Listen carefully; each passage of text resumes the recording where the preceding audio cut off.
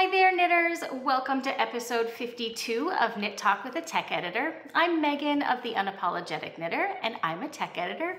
You may notice that things look a little different today.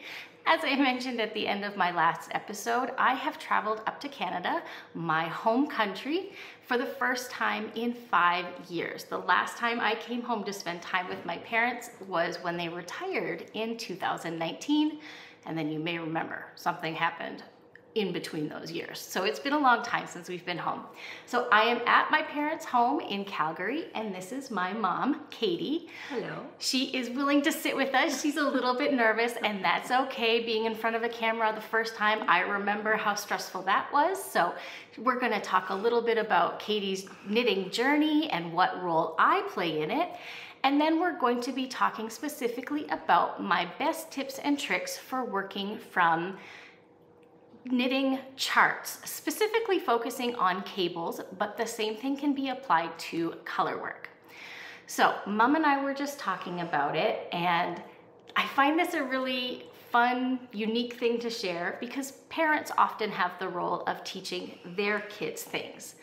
When I learned how to knit back in 2000,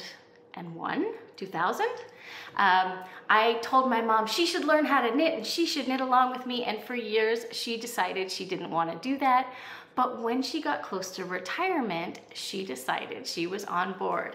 So I got to teach my mom how to knit, which was pretty cool.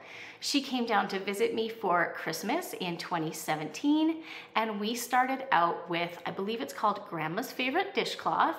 And she sat down with her size 8 needles and some worsted weight cotton yarn and knit up a dishcloth. And I couldn't believe how quickly she picked it up, but more importantly, I couldn't believe how quickly she progressed from there. You've all heard how much I don't love doing color work. You know, I often do solid or very simple 2-color work. Katie is not like that. Katie loves her colors. I would never wear pink, we know this. But more importantly, Katie wasn't afraid to try anything. She started knitting wraps and sweaters right away and then quickly progressed to color work. So I have a couple of the projects that Katie started within the first couple of years of knitting, and I'm gonna let you hold them up, and you may not remember the names, but that's okay. Oh, this is yours. That is mine. Yes.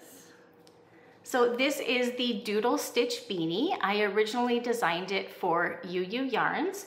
I believe this was a sport or a worsted weight. I'll make sure I get those details in the description below.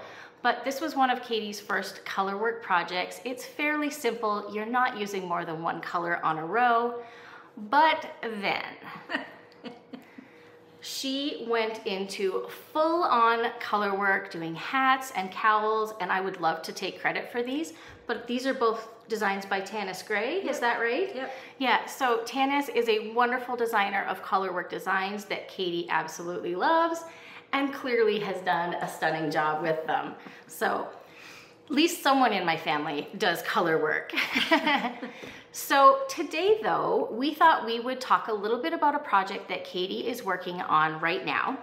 It is from the Celtic Cables Shawl book by Lucy Haig. You took a trip last year. Where did you go and where did you find this? Oh, it was in Edinburgh. So we flew to London, spent a few days with some family, and then just self-toured around Scotland in general, fair bit through Scotland, but ended up in Edinburgh. And Megan had been to a yarn shop that we initially couldn't find, so we found Kathy's Knits, and she convinced me, you got this, girl, but I don't got it. She does.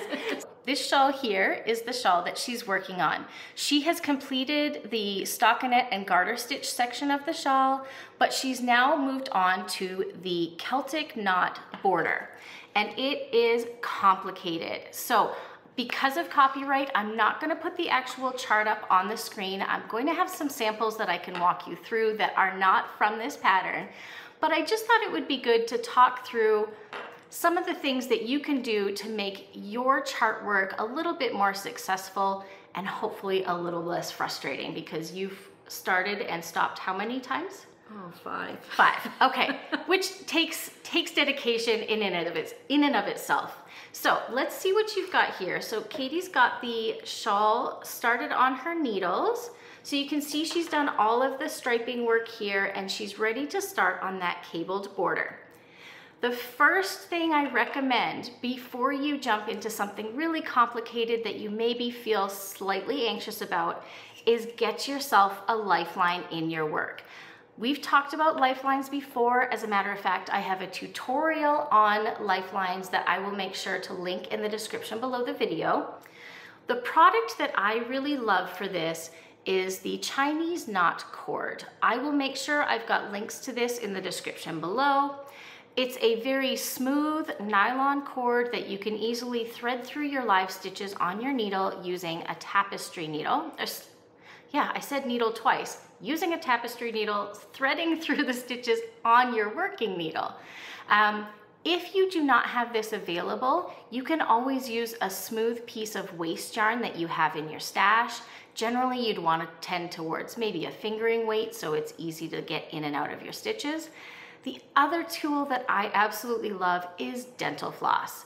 It doesn't matter if it's mint flavored or not, though that's always what's in my drawer. But the reason I recommend it is it's not particularly expensive, but it's also very hard to put knots in it. It will slide out of your stitches easily once you know that you have completed a row successfully. The other tip is, you notice that Katie's got this on her spool, but she'll have a second piece of waste yarn. So as you progress through the rows of your charts, working up the chart, once you know you've completed a row successfully, put a lifeline through it, and you're going to leapfrog your pieces of waste yarn up your rows of work. Does it take more time? It sure does. You're gonna be putting a lot of stitches on waste yarn, but it's gonna save you a lot of time because you shouldn't have to rip back as much without having to pick up stitches. So the second thing that I'm gonna be talking about is how to actually read the charts more successfully using stitch markers and color. Let's look at an example of a fictitious chart that I've made up. We'll imagine that this is for a shawl or a wrap knit flat, and we are working repeats of a somewhat detailed cable pattern across the chart. The first thing to consider is marker placement. I like to use markers at the beginning and end, or the left and right edge of any repeat boxes that may be included in the chart.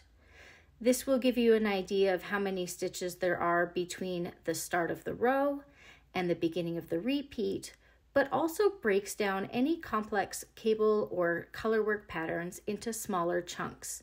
It's far easier to count 36 stitches between markers than it would be to count multiple repeats of 36 stitches all the way across the row.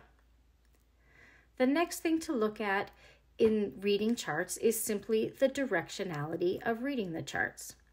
If you have a row number at the right edge of a chart, this indicates the right side of a row. You will read the chart from right to left all the way across the row, working the repeats within any red or other colored repeat boxes as many times as you need from right to left. If you see a chart number on the left side of a chart, you will work all of the stitches in the opposite order. You'll read the chart from left to right, and this will be for a wrong side row. Although I don't currently have a picture of this on the screen, if your chart has all of the numbers up one edge of the chart, it will likely be the right edge of the chart, and this would indicate that you need to read all rows from right to left, and you're probably working your project in the round. Now let's take a look at my favorite method of simplifying the chart when it comes to complicated stitch patterns.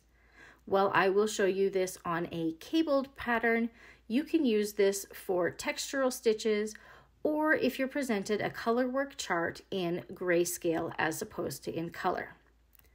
To begin, I like to find all of the stitches that are the same and use one color to color them in. If you don't have highlighters, or you don't have multiple colors of highlighters, I strongly recommend colored pencils or pencil crayons. You get a larger range of colors that allows you to color in your stitches. So on this example, I have colored in all of the 1x1 left crossing cables. As we continue coloring in the remainder of the cables on the page, you can see I've chosen a different color for the 1x1 right leaning cables, the 2x2 cables, and the 3x3 cables. If you don't have as many colors to work with as you see on these chart examples, you could choose to color all of your 1x1 cables, whether they're left leaning or right leaning, the same color, and vice versa. By adding colors to charts like this, I find it a lot easier to see the pattern within the pattern so you can tell which direction your stitches should be leaning or see where they should repeat adjacent to each other. So there we go, folks. We're gonna wrap it up here for the day. Thank you so much for joining with us. You were very kind to sit in with me. I know inviting someone to do this when it's not their normal thing is a little tricky, but you did great. And she looks fantastic. I'll make sure I've got the details about the knits that we're wearing in the description below as well. There's lots of good information in there today. As always, if you enjoyed today's video or learned something, remember to hit that like button. And if you're not already a subscriber, consider hitting the subscribe so that you get notifications of all of our new videos, including technique tutorials. Just as a reminder, the Unapologetic Sock Mastery course is coming up. I've got details linked below in the description. We're going to be starting on Friday, September 13th, running through until October 4th, which is 4 Fridays. All of the details can be found on my blog, and everything is going to go live on August 30th.